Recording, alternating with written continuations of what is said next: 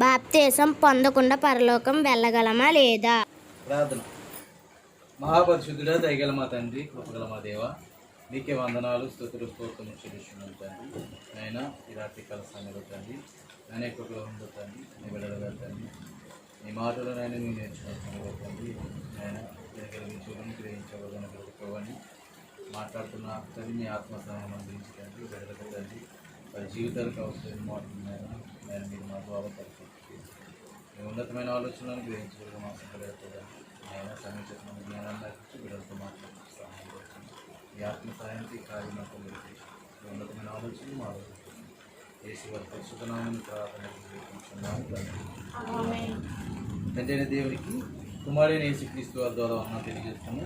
అలాగే కూడిన మీకు కూడా ప్రభువైన యేసుక్రీస్తు వారి నామంలో శుభాభివందనాలు తెలియజేస్తాము. ప్రియమైన దేవుని వద్ద దేవుని యొక్క మహాకృపను బట్టి ఆయన ఉన్నతమైన ఆలోచనలు తెలుసుకునే గొప్ప భాగ్యాన్ని మరి ఈ దినాన్న ఈ సాయంత్రకాల సమయంలో దేవుడు మనకు అనుగ్రహించాడు. గత వారం కూడా కొన్ని మాటలు మనం నేర్చుకున్నాం. మరి ఈ వారంలో ఈ రాత్రికాల సమయంలో కొన్ని మాటలు మనం నేర్చుకునే ప్రయత్నించాలి. ఈరోజు దేవుని నమ్ముకొని దేవుడు పట్ల విశ్వాసం కలిగి జీవితాన్ని గడుపుతూ వారి జీవితంలో రక్షణను నిర్లక్ష్యం చేసేవారు చాలామంది ఉన్నారు. అంటే ప్రభుని నమ్ముకోవడం అంటే దేవుడి యొక్క సన్నిధికి వెళ్ళడం, దేవాలయానికి వెళ్ళడం, అక్కడ దేవుడి మాటలు వినడం, లేదంటే ప్రభు యొక్క సువార్త సభలు ఎక్కడైనా జరిగినా ఆ మాటలు వారి యొక్క హృదయానికి తాకిన తర్వాత ప్రభుని నమ్ముకోవాలనే ఆసక్తి, ప్రభు పట్ల విశ్వాసం వారికి కలిగినప్పుడు వారు వెంటనే ఏం చేయాలి? బాప్తిసం అనేది తీసుకోవాలి. కానీ చాలామంది ప్రభుని ఇష్టపడుతున్నారు. ప్రభు యొక్క వాక్యాన్ని, ప్రభు యొక్క మాటల్ని వారి హృదయంలోకి ఆహ్వానిస్తున్నారు. వారి జీవితంలో రక్షణను ఎందుకు నిర్లక్ష్యం చేస్తున్నారంటే, ప్రభు హృదయంలో ఉంటే సరిపోద్ది కదండి అనుకునేవారు కొంతమంది. అయితే రక్షణకి అప్పుడే తొందర ఉందండి, ఇంకా బోలు వయసు ఉంది అని ఆలోచించేవారు కొంతమంది. అంటే బాప్తిసం అప్పుడే అక్కర్లేదు, ఇంకా బోలు వయసు ఉంది, తీసుకోవచ్చు. కొంతమంది ఇప్పుడు పిల్లలకి ఇంకా పెళ్లి చేయాలి కదండి, మా ఊళ్ళందరూ కూడా హైందవులు, లేదంటే మా పిల్లలు మ్యారేజ్లకి మళ్ళీ ఎటువంటి సంబంధాలు తెలియదు, అప్పుడు మళ్ళీ మేము ఇలా చేయాలి కదండి. ఇలాగా ఒక్కొక్కరు ఒక్కొక్క టాక్ చెప్తున్నారు. యవనస్తులు కూడా బాప్తిసం తీసుకోవడానికి ప్రభువుని ఇష్టపడుతూ దేవుడి సన్నిధికి వచ్చి మాటల్లోని కార్యాల్లో అనేక విషయాల్లో వారు పాల్గొంటున్నప్పుడు చాలామంది బాప్తిసం అనేది నిర్లక్ష్యం చేస్తున్నారు. అది ఎలాగా అంటే, వాళ్ళ ఇంట్లో వాళ్ళు వద్దంటున్నారను, లేదంటే కనుక వాళ్ళ ఇంట్లో ఒకవేళ వివాహం చేసేటప్పుడు మళ్ళీ ఈ పిల్లకి ఎటువంటి సంబంధం వస్తుందో, క్రైస్తవ మ్యారేజ్ చేయగలమో లేదు. అంటే రక్షణని ఏ విషయాలతో పోల్చుకున్నారంటే, ఈ చిన్న జీవితంలో తర్వాత జరగబోయేవి, అంటే పెళ్లి విషయంలోనూ, లేకపోతే మా ఇంట్లో ఇంకెవరో మా బంధువులు వీళ్ళందరూ కూడా చిన్న చూపు చూస్తారని, ఇంకా వయసు అయిపోలేదు కదండి, ఇంకా టైం ఉంది కదండి అనుకుని దేనిని నిర్లక్ష్యం చేస్తున్నారు? రక్షణని. అంటే బాప్తిసం తీసుకోకుండా ప్రభు అంటే నాకు ఇష్టమే అన్నట్టుగా ప్రభుని నేను నమ్ముకుంటున్నాను, చర్చికి వెళ్తానండి, చర్చికి కాన్ఫరెన్స్తానని అన్నీ చేస్తానండి, కానీ మరి రక్షణ ఎందుకు నిర్లక్ష్యం చేస్తున్నాం అంటే, ఇలాంటి షాకులు ఎక్కువ మంది మనకి కనబడుతుంటారు. కాబట్టి బాప్తిసం అనేది ఏంటి? బాప్తిసం మనం ఎందుకు తీసుకోవాలి? బాప్తిసం వల్ల మనకు ఉపయోగం ఏంటి? అసలు బాప్తిసం అనగా ఏంటి అనే విషయాలు ఎదుర్కొని మనం నేర్చుకుందాం. అసలు బాప్తిసం అంటే ఏంటి? బాప్తిసం అంటే బైబిల్ ఏం చెప్తుంది అని మనం ఆలోచిస్తే కనుక, బైబిల్ బాప్తిసం అనగా మరణించుట లేదా సమాధి చేయబడుట. ఏంటంట? బాప్తిసం అనగా సమాధి చేయబడుట. సమాధి చేయబడుట. దేన్ని సమాధి చేయుట? బాప్తిసం ద్వారా దేన్ని సమాధి చేస్తున్నాం? దేన్ని సమాధి చేస్తున్నాం? మన జీవితం, పాత జీవితం ఏదైతే ఉందో దాన్ని సమాధి చేసేస్తున్నాం. అసలు ఈ బాప్తిసం గురించి, లేకపోతే బాప్తిసం అనగా మరణించుట లేదా బాప్తిసం అనగా సమాధి చేయబడుట అనే విషయాన్ని మనం ఆలోచిస్తే కనుక, బైబిల్ ఏం చెప్తుందని మనం ఆలోచిస్తే, రోమపత్రిక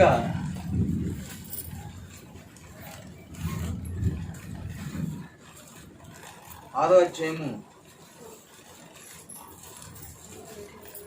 రోమపత్రిక 6వ అధ్యాయము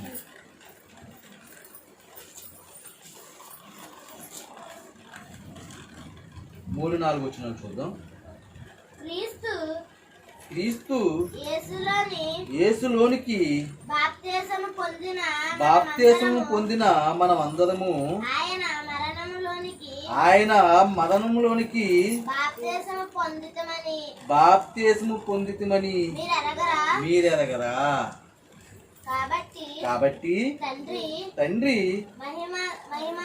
మహిమ వలన క్రీస్తు మృతులలో నుండి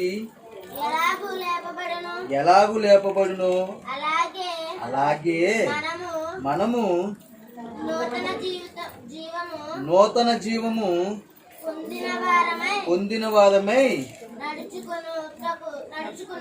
నడుచుకున్నట్లు మనము బాప్తీసము వలన మరణములో పాలు పొందుటకై ఆయనతో కూడా పాతి పెట్టబడితిమి. ఇక్కడ చెప్తున్న ఈ 2 వచనాలు మనం జాగ్రత్తగా ఆలోచిస్తే కనుక ఇక్కడ బాప్తీసం గురించి కొన్ని విషయాలు మనకు తెలియజేస్తున్నారు. ఇక్కడ బాప్తీసం గురించి దేవుడి వాక్యం మనకి కొన్ని విషయాలు తెలియజేస్తుంది. ఏంటి అని ఆలోచిస్తే యేసుక్రీస్తులోనికి బాప్తీసం పొందిన మనం అందరము ఆయన మరణంలోనికి బాప్తీసం పొందుతామని మీరు ఎరగరా. యేసుక్రీస్తులోకి బాప్తీసం అంటే మనం ఎప్పుడైతే బాప్తీసం తీసుకుంటున్నామో అప్పుడు మనం అందరం కూడా ఆయన మరణంలోనికి బాప్తీసం పొందుతాం. ఆయన మరణంలో కంటే మనము కూడా ఈ బాప్తీసం ద్వారా ఆయనలో చనిపోయాం. క్రీస్తు శిలువ మీద ఎలాగైతే చనిపోయాడో మనము కూడా ఈ బాప్తీసం ఏదైతే నీటి ద్వారా మనం బాప్తీసం తీసుకుంటున్నామో ఆ బాప్తీసం ద్వారా నేను ఈ లోకంలో ఒక పాపిగా జీవిస్తున్న నేను ఆ శిలువ మరణంలో క్రీస్తు వారితో నేను చనిపోయాను. దేని ద్వారా? బాప్తీసం ద్వారా. అంటే మన పాత జీవితం ఏదైతే ఉందో దాన్ని ఏం చేస్తున్నాం? సమాధి చేసేస్తున్నాం, చనిపోతున్నాం. మనం క్రీస్తుతో మనం కూడా చనిపోతున్నాం. ఎప్పుడు? నీటి ద్వారా బాప్తీసం ఎప్పుడు తీసుకున్నాము. అర్థమవుతుందా? ఇక్కడ అదే అన్నాడు. ఏమన్నాడు చూడండి, యేసుక్రీస్తులోనికి బాప్తీసం పొందిన మనం అందరము, యేసుక్రీస్తుని నమ్ముకొని బాప్తీసం పొందిన వాళ్ళందరూ కూడా ఏంటంట? ఆయన మరణంలోనికి బాప్తీసం పొందుతుందని. ఎవరి మరణంలోకి? యేసుక్రీస్తు వారి యొక్క మరణంలోకి. ఎవరైతే ఇప్పుడు బాప్తీసం తీసుకుని ఉన్నారో వారందరూ కూడా ఆయన మరణంలోనికి బాప్తీసం పొందారు. మీరు ఎదగరా అని అడుగుతున్నాడు. అంటే మనం అందరూ ఏమైపోయాం? చనిపోయాం. మన పాత జీవితం, పాపపు జీవితం ఏదైతే ఉందో అది దేవుని యొక్క సువార్త ఎప్పుడైతే మన హృదయంలోకి వెళ్ళిందో, మన పాపాల నిమిత్తం దేవుడి కుమారుడు ఎలాగైతే చనిపోయాడో ఆయన శిలువ యాగం గురించి ఆ సువార్తలో మనం విన్నప్పుడు నిజంగా నేను ఇంత పాపన, నేను పాపని గ్రహించి ఆ పాపపు ఛాయలో నేను విడిపింపబడాలంటే, నా జీవితానికి రక్షణ రావాలంటే ఇగో ఈయన నిన్ను నమ్ముకోవాలని యేసుక్రీస్తు వారి మనం ఎప్పుడైతే విశ్వాసం కలుగుతుందో ఆ విశ్వాసానికి సాదృశ్యంగా లేకపోతే ఆ విశ్వాసానికి రుజువుగా మనం ఏం చేయాలంటే మనము మన పాపాలని ఒప్పుకొని విడిచిపెట్టి మన జీవితాన్ని దేవునికి సమర్పిస్తున్నట్టుగా, మన పాత జీవితాన్ని ఆయన కుమారుడు యొక్క శిలువలో సమాధి చేస్తున్నట్టుగా సాదృశ్యంగా మనము బాప్తీసం అనేది పొందాలి. అందుకే మీరు ఎరగరా అని చెప్పేసి 4వ వచనంలో అంటున్నాడు. కాబట్టి తండ్రి మహిమ వలన క్రీస్తు మృతుల్లో నుండి ఎలాగూ లేపబడినో అలాగే మనము నూతన జీవం పొందిన వారమై నడుచుకున్నట్లు మనము బాప్తీసం వలన మరణములో పాలు పొందుటకై ఆయనతో కూడా పాతి పెట్టబడితిమి. ఇక్కడేమన్నాడు? బాప్తీసం ద్వారా మనం ఏమయ్యామంటే ఆయనతో కూడా పాతి పెట్టబడితిమి. అంటే నీటిలో మనం సమాధి చేయబడ్డాం. మనం బాప్తీసం తీసుకోకముందు మన పాత జీవితం ఏదైతే ఉందో దాన్ని మనం నీటిలో సమాధి చేసేస్తున్నాం. ఇక జీవించువాదు మనం కాదంట, నూతన జీవం మనలోకి వస్తుందంట. మనం నూతనంగా జీవిస్తున్నాం. ఇక నుంచి మన జీవితం ఒక మార్పు కనిపించాలి. మనలో ఏం కనిపించాలి? మార్పు కనిపించాలి. ఏంటి ఆ నూతన జీవం అంటే? మనకి జీవాన్నిస్తున్న క్రీస్తు యొక్క జీవితం మనలో కనబడాలి. మనకి రక్షణను అనుగ్రహిస్తున్న ఆ యేసుక్రీస్తు వారి యొక్క జీవితం మనలో కనబడాలి. ఆయన జీవించినట్టుగా మనం జీవించాలి. అదే నూతన జీవం. అదే అన్నట్టు చూడండి అక్కడ, యేసుక్రీస్తును మృతుల్లో నుండి ఎలాగూ లేపబడినో అలాగే మనమును నూతన జీవం పొందిన వాదమై నడుచుకున్నట్లు. ఏ జీవం? నూతన జీవము పొందిన వాదమై నడుచుకున్నట్లు. ఎలా నడుచుకోవాలి? నూతన జీవం పొందిన వాదిగా నడుచుకోవాలంట. అంటే ఒకప్పుడు ఎలా నడుచుకున్నాం? పాపాలలోను, అపరాధములతోనూ, ఇంకా ఎన్నో మోసాలతోనూ, శరీర కోరికలు తీర్చుకుంటూ నడుచుకున్నాం ఈ లోకంలో. ఇప్పుడు వాటన్నిటిని ఏం చేసాం? సమాధి చేసేసాం. చనిపోయాం. మనం క్రీస్తులో చనిపోయాం, సమాధి చేసేసాం. చేసేసిన తర్వాత ఇప్పుడు మనం నూతన జీవం కలిగి నడుచుకున్నట్లుగా మనం బాప్తీసం వలన మరణములో పాలు పొందినట్లు. ఎందులో పాలు పొందాం మనం? మరణంలో. ఎవరి మరణంలో? క్రీస్తు యొక్క మరణంలో మనం బాప్తీసం ద్వారా పాలు పొందుతున్నాం అంట. క్రీస్తు యొక్క మరణంలో మనం కూడా బాప్తీసం ద్వారా పాలు పొందుతున్నాం. అలా పాలు పొందినట్లు మనము బాప్తీసం వలన మరణంలో పాలు పొందినట్లు ఆయనతో కూడా పాతి పెట్టబడి మనము కూడా ఏమైపోతున్నాం? పాతి పెట్టబడతాం. ఇది బాప్తీసానికి ఉన్న అర్థం. అంటే బాప్తీసం అనేది ఏంటి? మన పాతి జీవితాన్ని క్రీస్తులో సమాధి చేసేసి మనము క్రీస్తుతో చనిపోయిన వారిగా, ఆయనతో పాలువారిగా ఉంటూ ఇప్పుడు ఒక నూతన జీవం కలిగిన వారిగా నడుచుకున్నట్లు. అంటే పాపాన్ని విడిచిపెట్టి దేవుడిచ్చిన కొత్త జీవితాన్ని దేవునిలో ఎదుగుటకు ప్రారంభించేవారిగా బాప్తీసానికి ప్రార్థించాలి. అవునా? ఈ బాప్తీసం అనేది తీసుకోవాలి. ఎప్పుడు? ప్రభువుని ఎప్పుడైతే విశ్వసిస్తామో. అవునా? తీసుకోవాలని చెప్తున్నారా? ఇంకో మాట మనం చూస్తే కనుక కొలసీ రాసిన పత్రికలో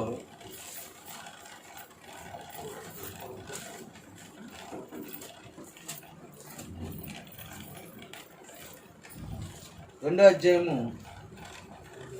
12వ వచనం చూడండి. మీరు బాప్తీసమునందు ఆయనతో కూడా పాతి పెట్టబడిన వారై ఆయనను మృతుల్లో నుండి లేపిన దేవుని ప్రభావమందు విశ్వాసం ఉంచుట ద్వారా ఆయనతో కూడా లేచితిరి. మనం ఏముంచుతున్నాం? విశ్వాసం ఉంచుతున్నాం. అవునా? మనం దేవుని కుమారుని యందు విశ్వాసం ఉంచుతున్నాం. ఆయన మృతుల్లో నుండి లేపిన దేవుని యందు విశ్వాసం కలిగి మనం జీవిస్తున్నాం. అలా జీవిస్తూ అలా ఎప్పుడైతే మనకి విశ్వాసం కలిగిందో ఆ విశ్వాసం మనకి రుజువు. నేను దేవుని నమ్ముకుంటున్నాను అని రుజువుపరచుకోవడానికి, లేదంటే నేను ప్రభువునందు నా పాపపు జీవితాన్ని విడిచిపెడుతున్నాను, ప్రభువే నా రక్షకుడు, ప్రభువే నా యొక్క ఎవరు? దేవుడు. లేదా ప్రభు ద్వారా నేను నిత్య జీవానికి వెళ్ళడానికి ఆయనే నా మార్గము అని ఎవరైతే విశ్వసిస్తున్నారో వారంట ఏం చేస్తున్నారంట? మీరును క్రీస్తు అక్కడ చెప్తున్నట్టు 12వ వచనం, మీరు బాప్తీసమందు ఆయనతో కూడా పాతి పెట్టబడిన వారే ఆయనను మృతుల్లో నుండి లేపిన దేవుని ప్రభావమందు విశ్వసించుట ద్వారా, దేవుని ప్రభావమందు విశ్వసించుట ద్వారా ఆయనతో కూడా లేచితిరి. ఇప్పుడు మనం ఏం చేస్తామంట? ఎప్పుడైతే దేవుడి యొక్క ప్రభావాన్ని విశ్వసించామో పాతి పెట్టబడిన మన పాతి జీవితం ఏమైపోయింది? సమాధి చేస్తాం. ఇప్పుడు లేచామంట. ఎవరు లేచారు? నూతన జీవం పొందడానికి ఇంకో లేచారు. ఎవరైనా క్రీస్తు వారు లేచారా? ఇప్పుడు మనము కూడా లేచామా? లేచాం.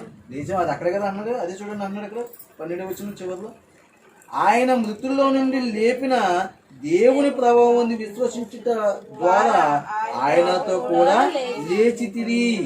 ఆయనతో కూడా లేచితిరి. ఆయన ఎలాగైతే లేచాడో మనము కూడా అలాగే లేచాము.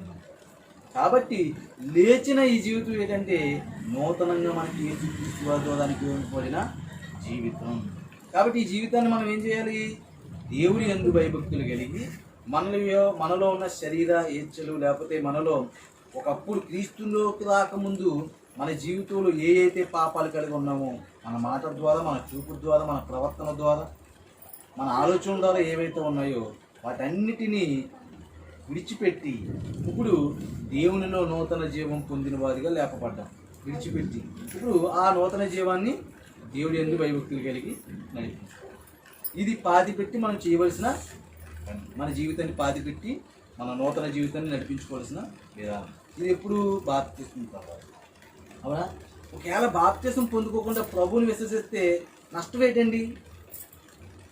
నష్టం ఏంటి?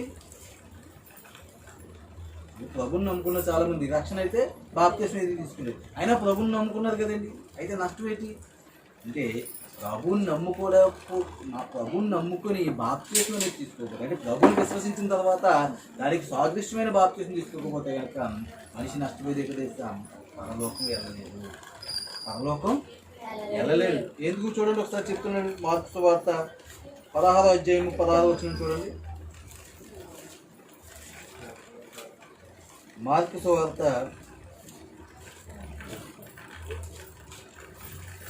16వ అధ్యాయము నమ్మి బాప్తిస్మం పొందినవాడు రక్షింపబడును. నమ్మాలంట, నమ్మి బాప్తిస్మం పొందినవాడే రక్షింపబడతాడు.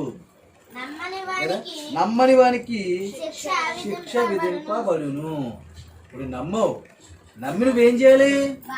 బాప్తిస్మం పొందాలి. అదే బాప్తిస్మం పొందకపోతే అదేనా అన్నాడు అక్కడ. చూడండి 16 ఏమన్నాడు? మార్కు సువార్త 16వ అధ్యాయము 16వ వచనం. నమ్మి బాప్తిస్మం పొందినవాడు అంటే బాప్తిస్మం పొందినవాడు ఎవరు? రక్షణ పొందేవాడు. అంటే మనకి పరలోకానికి టికెట్ కన్ఫర్మ్ అయిపోయాం అనడానికి. అది నమ్మి ప్రభు దగ్గరికి వెళ్ళి నేను 3 సంవత్సరాలు బట్టి నమ్ముకున్నానండి, నేను 4 సంవత్సరాలు బట్టి నమ్ముకున్నానండి, ఈ ఇన్ని సంవత్సరాలు బట్టి నేను వెళ్తున్నానండి, కాకపోతే నా పిల్లల గురించో లేకపోతే మా బంధువుల గురించో మా ఆయన గురించో ఎవరి గురించో నేను ఇంకా బాప్తిస్మం తీసుకోలేదు, కానీ నాకు ప్రభు అంటే చాలా ఇష్టమండి. ఆయన చాలా నా కోసం తన ప్రాణాన్ని పెట్టారు, ఆయన నా పాప జీవితాన్ని కడిగారు. ఇవన్నీ నువ్వు ఇచ్చేసి ఏమి నిర్లక్ష్యం చేసావు? రక్షణను ఏ నిర్లక్ష్యం చేశావు. కాబట్టి ఈ ప్రభువుని నమ్ముకోవడం అనేది సాదృశ్యంగా అది యేసుక్రీస్తు వారు అంటారు యోహాను సువార్తలో. అసలు ఒక ఆయన వచ్చి పరలోక రాజ్యంలో చేరాలి అంటే, అసలు పరలోక రాజ్యంలో చేరాలి అంటే కనుక ఏం చేయాలి ప్రభు అని అడిగినప్పుడు అక్కడ యేసుక్రీస్తు వారు అంటున్నారు వాళ్ళు కొత్తగా జన్మించాలని. తీసారా? 3వ వచనం.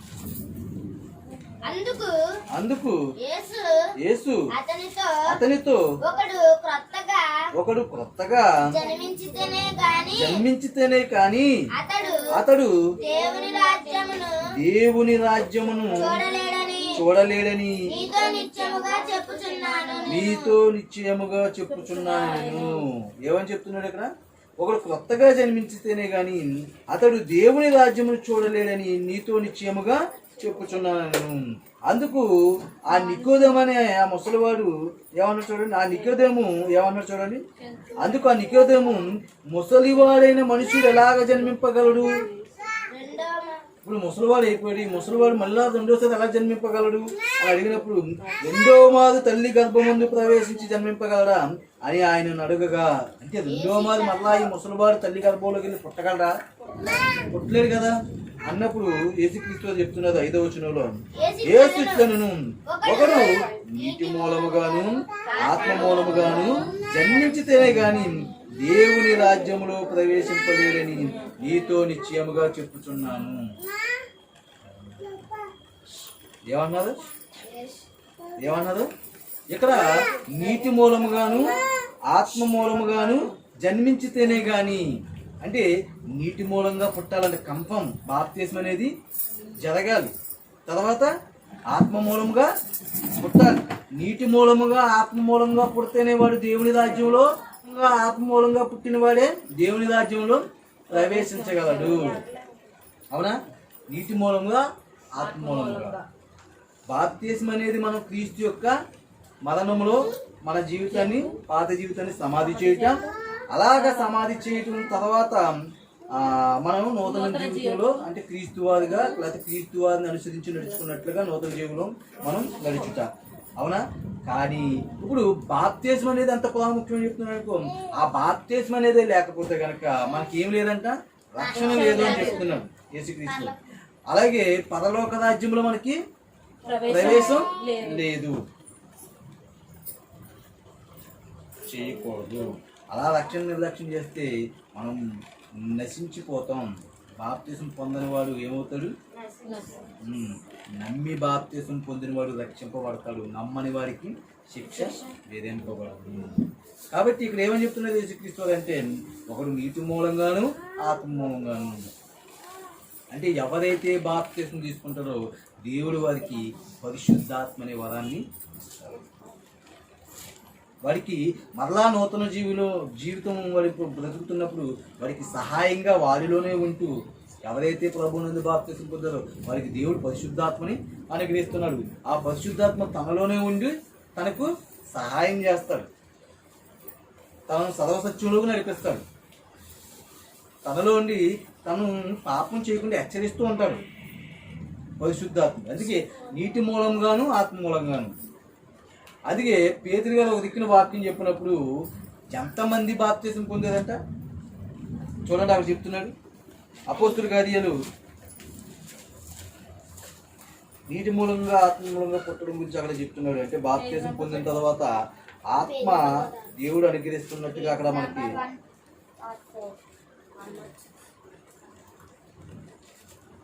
అపోస్తుల కార్యాలు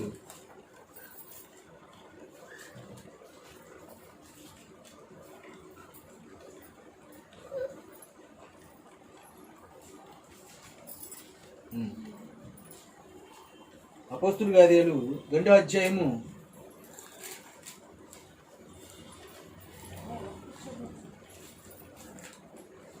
40వ వచనం.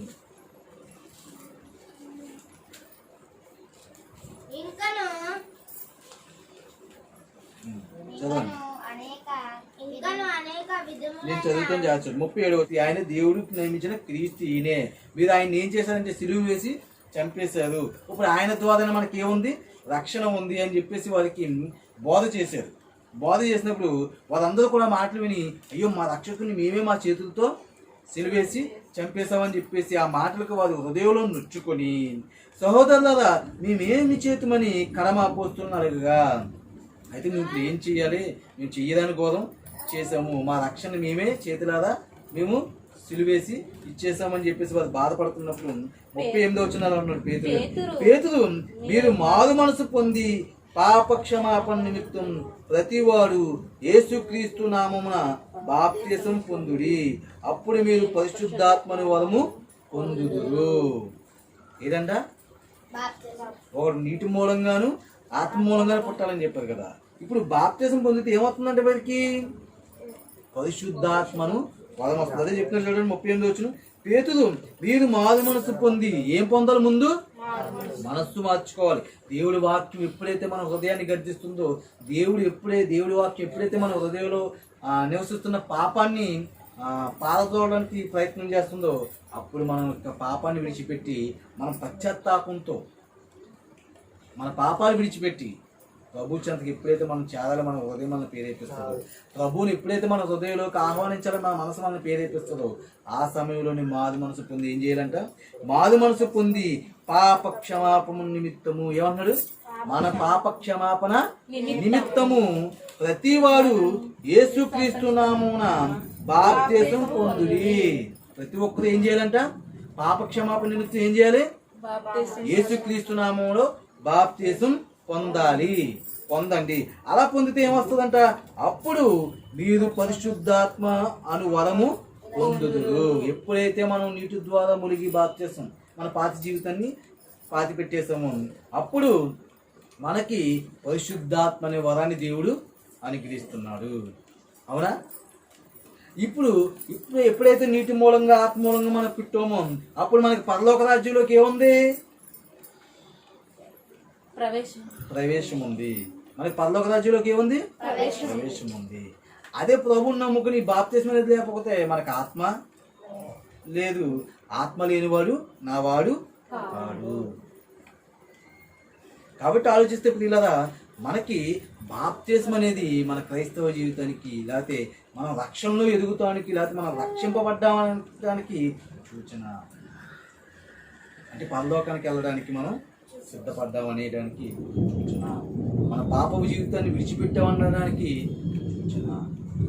కాబట్టి ఆలోచిస్తే బాప్తిసాన్ని మనం నిర్లక్ష్యము చేయకూడదు. బాప్తిసం పొందకుండా మనం రక్షణ పొందలేము. దేవుడి ఆత్మ మనలోకి రాదు. అందుకే బాప్తిసం అనేది చాలా విలువైనది. దాన్ని నిర్లక్ష్యం చేయకూడదు. ప్రభువు సన్నిధికి వెళ్ళిపోయి ఎన్నో వారాలు వెళ్తూ ఎన్నో సంవత్సరాలు బట్టి మేము వెళ్తున్నాం, ఇంకా బాప్తిస్మం తీసుకోలేదండి, తీసుకుంటామండి, జనవరి 1కి తీసుకుంటామండి, క్రిస్మస్కి తీసుకుంటామండి, గుడ్ ఫ్రైడేకి తీసుకుంటామండి. దానికి టైం ఇవ్వకూడదు. ఈ క్షణమందే నీ జీవితం ముగిసిపోతే, రేపటి దినాన్ని దేవుడు నీకు ఇవ్వకపోతే ఏంటి నీ పరిస్థితి? ఏంటి మన పరిస్థితి ఏంటి చెప్పాలి? ప్రభువుని నమ్ముకొని బాప్తిజం తీసుకోకపోతే కనుక, లేకపోతే ప్రభువుని ఇంకా నమ్ముకోకపోతే కనుక మన జీవితం ఏంటి?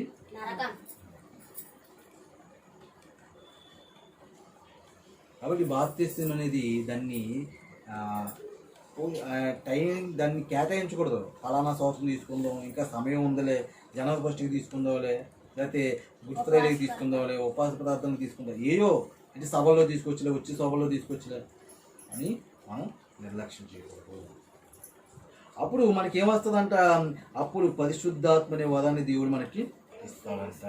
అప్పుడు ఇంచుమించుగా ఆ సమయంలో ఈ వాక్యాన్ని విని వారి హృదయంలో నొచ్చుకొని బాప్తిజం తీసుకున్న వారు ఎంతమంది తెలుసా? చూడండి కిందకు వచ్చి, వెంటనే అప్పటికప్పుడు బాప్తిజం తీసుకున్న వాళ్ళు వీళ్ళు ఇంకా సమయాన్ని పెట్టుకోలేదు. వీళ్ళు వచ్చి అవసరం తీసుకొచ్చలేదు, తర్వాత తీసుకొచ్చలేదు అనలేదు. వీళ్ళు అడుగుతున్నారు, అయ్యో బాబు హృదయంలో నొచ్చుకుని సహోదరులారా మేము ఏమి చేయనా ఈ తరము వారికి, వీరందరూ కూడా పాపాల్లోనే బ్రతుకుతున్నారు, అంధకారంలోనే ఉన్నారు, వారు ఇంకా పాపాన్ని విడిచిపెట్టలేదు. మీరు అడుగుతున్నారు కాబట్టి మీకు చెప్తున్నాను, మీరు ఈ మూర్ఖులైన వక్ర జనానికి ఏమైపోవాలి?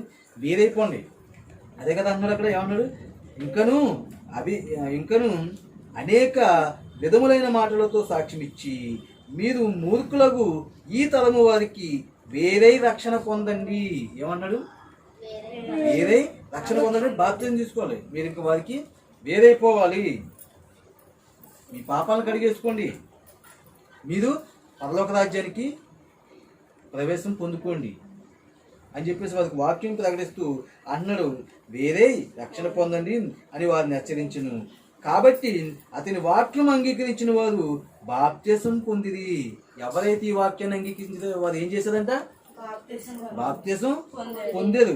ఎంతమంది పొందారు చూడండి. ఆ రోజు ఆ దినమందు ఇంచుమించు 3,000 మంది చేర్చబడిది. ఇంచుమించు 3,000 మంది బాప్తిసం పొందారంట.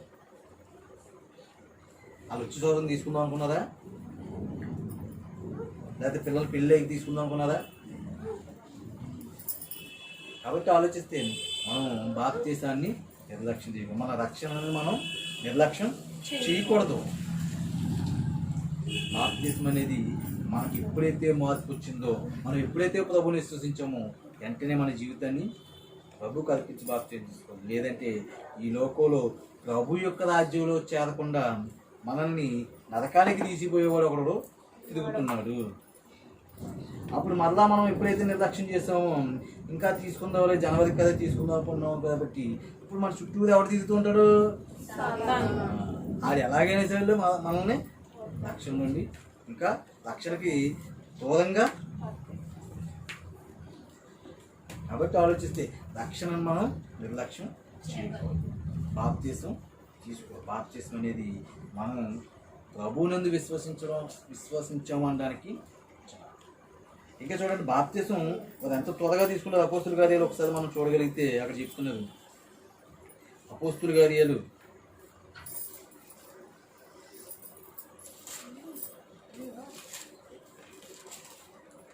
8వ అధ్యాయము. అపోస్తుల కార్యాలు 8వ అధ్యాయము మనం ఆలోచిస్తే కనుక ఆయన ఏ మంత్రిగా ఉన్నాడంటే ధనాగారము. అంటే దాన్ని ఏమంటారు? ధనాగారం అంటే ధనాగారం మీద మంత్రి. ఎవరైనా ఆయన నపుంసకుడు. ఈయన యెరూషలేములో దేవుణ్ణి ఆరాధించడానికి వెళ్ళాడంట. ఈయన యెరూషలేములో దేవుణ్ణి ఆరాధించడానికి వెళ్ళాడు. మళ్ళీ తిరిగి వస్తున్న ప్రయాణంలో ఆయన ఒక గ్రంథాన్ని చదువుతున్నాడు. చదువుతున్నప్పుడు అప్పుడు ఈ పిలుపు అనే దైవ సేవకుడు ఎవరైతే ఉన్నారో ఆ పిలుపుని దేవుడు నువ్వు ఆ రథం దగ్గరికి వెళ్ళు, ఆ రథం దగ్గర ఆర్థిక శాఖ అర్థమైనా ఆర్థిక శాఖ ఇక్కడ ఈ నపుంసకుడు ఆ ఊరి పేరు ఏంటంటే ఆ ఊరి పేరు ఏంటి అక్కడ గాజాకు పోవు అరణ్య మార్గంలో ఆయన్ని కలుసుకోమని చెప్పాడు. అక్కడ గాజాకు పోవు అరణ్య మార్గంలో ఆయన్ని కలుసుకోమని పిలుపుతో చెప్పగా అతడు లేచి వెళ్ళాను. ఈ పిలుపు అనే వ్యక్తి అక్కడికి వెళ్ళినప్పుడు అక్కడ ఏం జరిగిందంట 27వ వచనం. అప్పుడు ఐథియోపియా రాణి అయిన కందాకే క్రింద మంత్రి అయి ఆమె యొక్క ధనాగారం అంతటి మీదనున్న ఐథియోపియుడైన నపుంసకుడు ఆరాధించుటకు యెరూషలేమునకు వచ్చి ఉండెను. ఎక్కడికి వచ్చాడంటే అతను దేవుణ్ణి ఆరాధించడానికి యెరూషలేము పట్టణానికి వచ్చి ఉండెను. 28వ వచనం. అతడు తిరిగి వెళ్ళుచు తన రథము మీద కూర్చుండి ప్రవక్త అయిన యెషయా గ్రంథము చదువుచుండెను. ఆయన ఆరాధించిన తర్వాత మరలా తన రథం ఎక్కువ కూర్చొని తిరిగి వెళ్ళిపోతున్నాడు. ఎవరు? మంత్రి. ఏ మంత్రి? ఆర్థిక శాఖ మంత్రి. ఏ దేశానికి? ఐథియోపియా పట్టణానికి. ఓకే. అక్కడ ఇతను తిరిగి వెళ్ళిపోతున్నప్పుడు ఏం జరిగింది అని మనం ఆలోచిస్తే కనుక చెప్తున్నా చూడండి. అతడు 28వ వచనం. అతడు తిరిగి వెళ్ళొచ్చు తన రథం మీద కూర్చుండి ప్రవక్త అయిన యెషయా గ్రంథము చదువుచుండెను. ఏ గ్రంథం చదువుతున్నాడు? ప్రవక్త అయిన యెషయా గ్రంథము చదివి చుండెను. అప్పుడు ఆత్మ పిలుపుతో నీవు ఆ రథము దగ్గరికి పోయి దానిని కలుసుకోమని చెప్పాను. ఆత్మ పిలుపుతో ఏమంటుందంట? ఆయన అన్యాయపు తీర్పు పొందాడు. ఆయన ఎవరో కాదు, ప్రభువైన యేసుక్రీస్తు. ఆయన యూదులు చంపేశారు.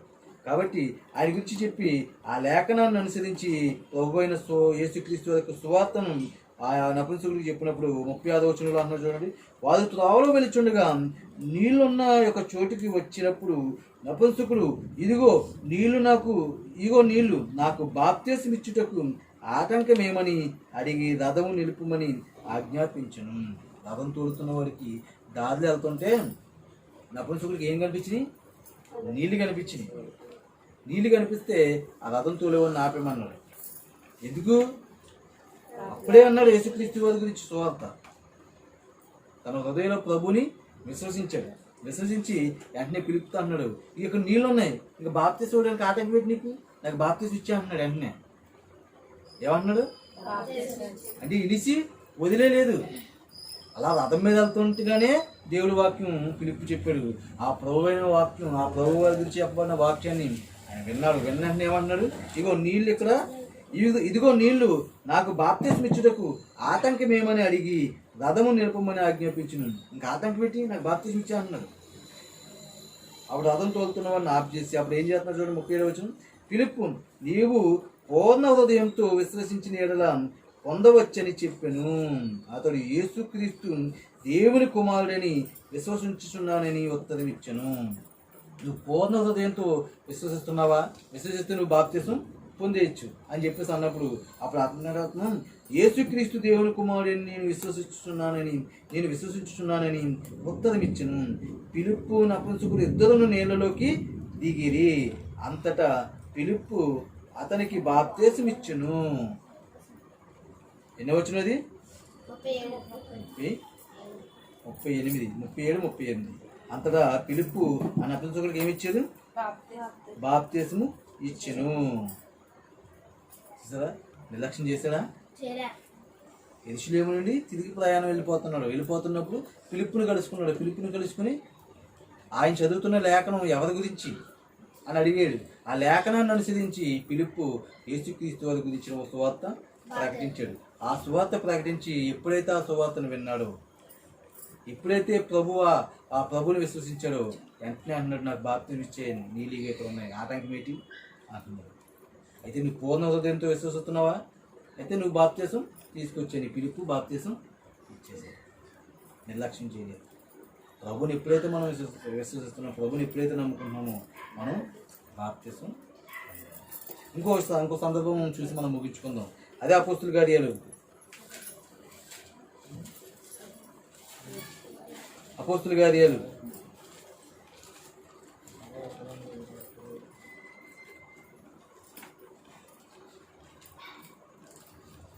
16వ అధ్యాయము.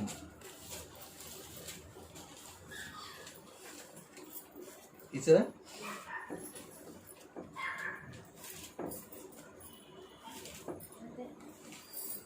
ఇక్కడ పౌలు గారు ఒక ప్రాంతానికి సువార్త ప్రకటించడానికి వెళ్ళినప్పుడు అక్కడ పూతోను అనే దయ్యం పెట్టిన ఒక స్త్రీ అక్కడ ఉన్న వారికి కొంతమందికి లాభాన్ని తెచ్చిపెట్టేది. ఆమె ఒక వ్యాపార నిమిత్తం ఆమెని అక్కడ కొంతమంది వినియోగించేవారు. ఆమె ఏం చేసిందంటే, వీళ్ళు ఎప్పుడైతే సువార్తను ప్రకటిస్తున్నారో పౌలు గారికి సువార్త ప్రకటిస్తున్న శీలకు ముందుగా ప్రయాణం వెళ్ళి, ఇదిగో చదువున్నతుని కుమారుని గురించి చెప్పబడుతున్న మాటలు చెప్పబడటానికి మన పట్టణానికి వచ్చాదని చెప్పేసి వారి గురించి అక్కడ ఉన్న వారందరికీ తెలియజేస్తున్నప్పుడు పౌలు వ్యసనపడి ఏం చేస్తాడంటే, నువ్వు ఇతన్ని విడిచిపెట్టి వెళ్ళిపోని యేసుక్రీస్తు నామంలో అనగానే అప్పుడు ఆ పూతోని వచ్చిన దయ్యం ఆమె విడిచి వెళ్ళిపోతుంది. అప్పుడు ఆ వ్యాపారం ఎవరైతే చేస్తున్నారో వారి లాభ సాధనం పోయింది. ఈవిడ ద్వారా ఎన్నో సంపాదించుకున్నారు వాళ్ళు. ఇప్పుడు ఆమె ద్వారా వచ్చే లాభ సాధనం పోగొట్టుకుని ఉన్నారు కదా, వాళ్ళు ఏం చేశారు, ఈ పౌల్ని శీలను బట్టలు చింపేసి వాళ్ళని కొట్టి చెరసాలకు అప్పచెప్పేశారు, చెరసాల్లో బంధించారు. ఆ చెరసాల నాయకుడికి అప్పగించారనమాట.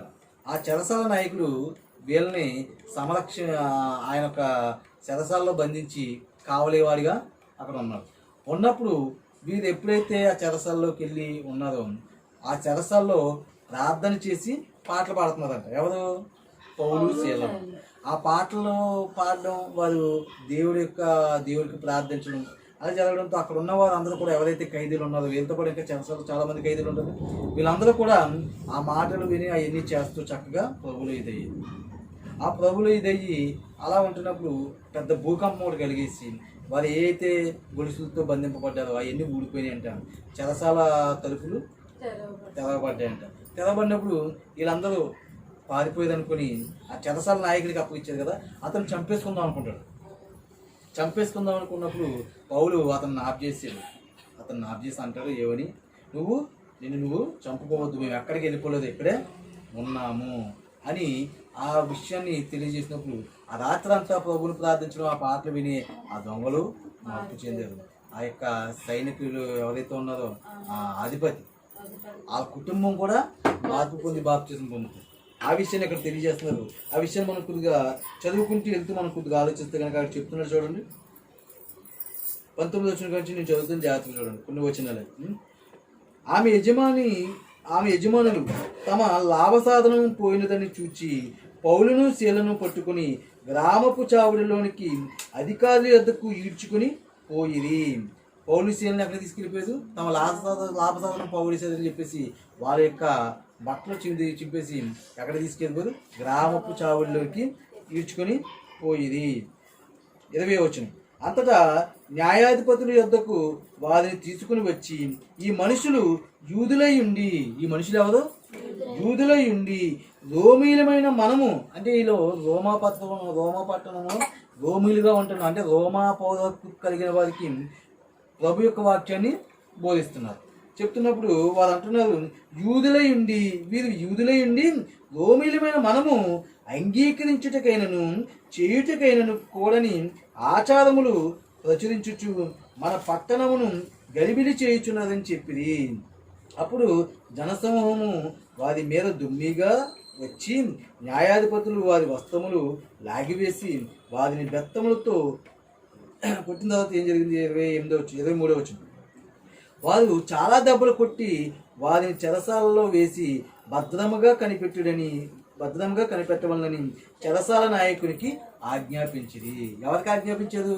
చెరసాలకు చెప్పేసి ఆ చెరసాల మీద నాయకుడు ఒకడు ఉంటాడు కదా, అవునా, జైలు రేవదంటారు, జైలు, అవునా, ఆ జైలుకి అప్పచెప్పి ఏమన్నారు, చెరసాల నాయకుడికి అప్పగించి భద్రముగా కనిపెట్టవాలని చెరసాల నాయకుడికి అప్పగించింది. ఎలా కాపాడమన్నారు, నువ్వు చాలా జాగ్రత్తగా ఉంచాలి చెరసాలలో అని చెప్పేసి ఆయనకి అప్పగించింది. అప్పుడు వారు ఏం చేశారు, వీళ్ళు చెరసాలలో 24 వచ్చిన అతడు అట్టి ఆజ్ఞ పొంది వారిని లోపల చెరసాలలోకి త్రోసి వారి కాళ్ళకు బండలు వేసి బిగించెను. వారి కాళ్ళకి వేసి బండలు వేసి బిగించెను. అయితే మధ్యరాత్రి వేళ పౌలును శీలయు దేవునికి ప్రార్థించుచు కీర్తనలు పాడుచుండేది. ఆ చెరసాల్లో మధ్యరాత్రి వేళ ఏం చేస్తున్నారు, వీళ్ళు ప్రార్థన చేస్తూ కీర్తనలు పాడుతున్నారంట. ప్రభు యొక్క గొప్ప కార్యాల గురించి కీర్తిస్తున్నారు, పాడుతున్నారు. చెరసాల్లో పాడుతున్నప్పుడు ఏం జరిగింది, 26 వచ్చింది. అప్పుడు అకస్మాత్తుగా మహాభూకంపము కలిగెను. ఏం కలిగింది, మహాభూకంపము కలిగెను. చెరసాల పునాదులు అదిరెను, వెంటనే తలుపులన్నీ తెరవబడెను. చెరసాల పునాదులు ఏమైపోయినాయి, అదిరిపోయినాయి అంట. ఆ అదిరికి తలుపులు ఏమైపోయినాయి, తెరవబడ్డాయంట. తలుపులు తెరవబడెను.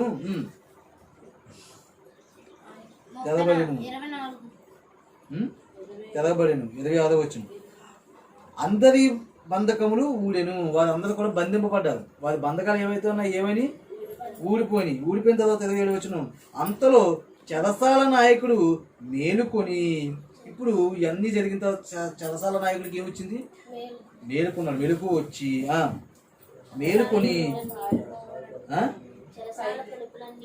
చెరసాల తలుపులన్నీ తెరిచి ఉండి చూచి ఖైదీలు పారిపోయి ఉన్నారనుకుని కత్తి దూసి తన్ను తాను పొడుచుకునబోయెను. అయ్యో, ఖైదీలు అందరూ పారిపోయారు, ఇంకా నా ఉద్యోగం ఉండదు, నన్ను కూడా బ్రతకనివ్వదు, ఇంక నేను ఎందుకు బ్రతకడని చెప్పేసి కత్తి దూచుకొని తను తాను పొడుచుకోబోయాడంట, చంపుకోబోయాను. 28 వచ్చింది. అప్పుడు పౌలు, నీవు ఏ హానియు చేసుకునవద్దు, మేమందరము ఇక్కడనే ఉన్నామని బిగ్గరగా చెప్పిన పౌలు ఏమన్నాడు, నువ్వు ఏ హాని చేసుకోవద్దు. చెరసాల తలుపులు ఊడిపోయినాయి, బంధకాలన్నీ ఊడిపోయినప్పటికీ మేము ఎక్కడికి పారిపోలేదు, మేమందరం కూడా ఇక్కడే నిలిచి ఉన్నావు. నువ్వు ఏ హాని చేసుకోవద్దు, మేమందరం కూడా ఈ యొక్క ఉంటాను. ఆయన నేను విశ్వాసం ఇస్తాను. అయితే నేను ఆయన నమ్ముకొని రక్షణ పొందాలంటే నేను ఏమి చెయ్యవలనని వారిని అడిగినప్పుడు అక్కడ చెప్తున్నాడు. అందుకు వారు 31 వచ్చిన అందుకు వారు ప్రభువైన యేసునందు విశ్వాసం ఉంచుము, అప్పుడు నీవును నీ ఇంటి వారును రక్షణ పొందుదురని చెప్పాను. ఏమన్నాడు, ప్రభువైన యేసునందు విశ్వాసము ఉంచుము, అప్పుడు నీవును నీ ఇంటి వారును రక్షణ పొందుదురని చెప్పి అతనికి అతని ఇంటినున్న వారందరికీ దేవుని వాక్యము బోధించింది.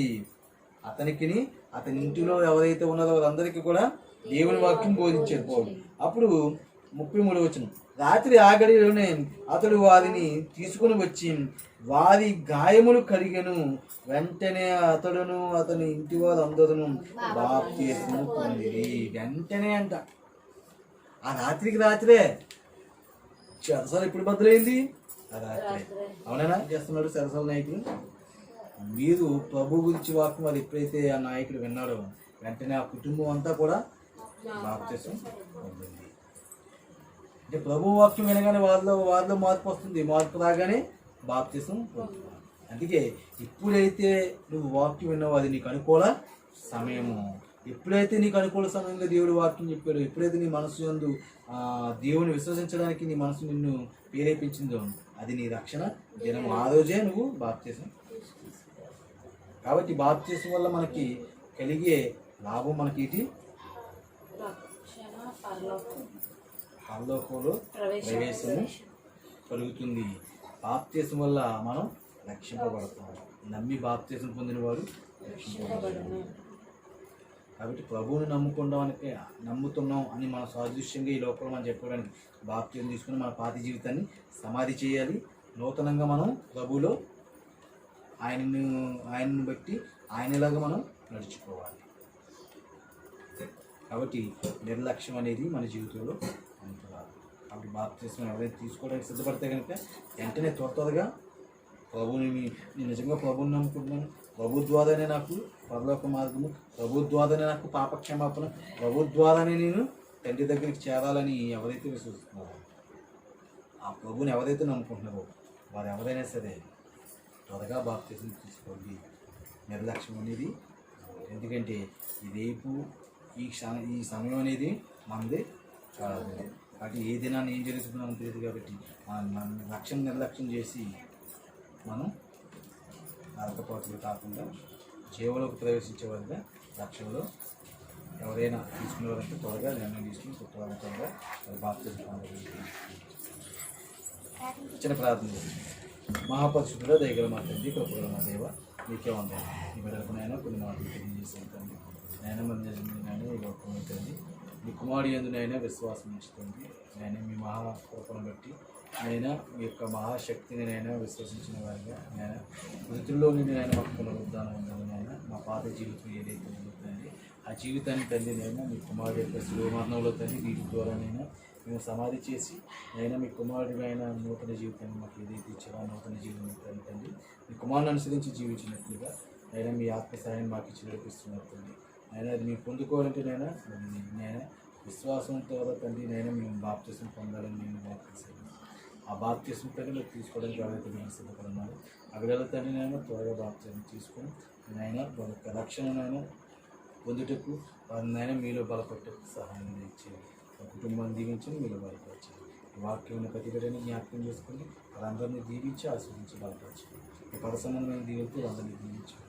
యేసు వారి పరిశుద్ధ నామమును ప్రార్థన వేడుకుంటున్నాము తండ్రి. ఆమేన్.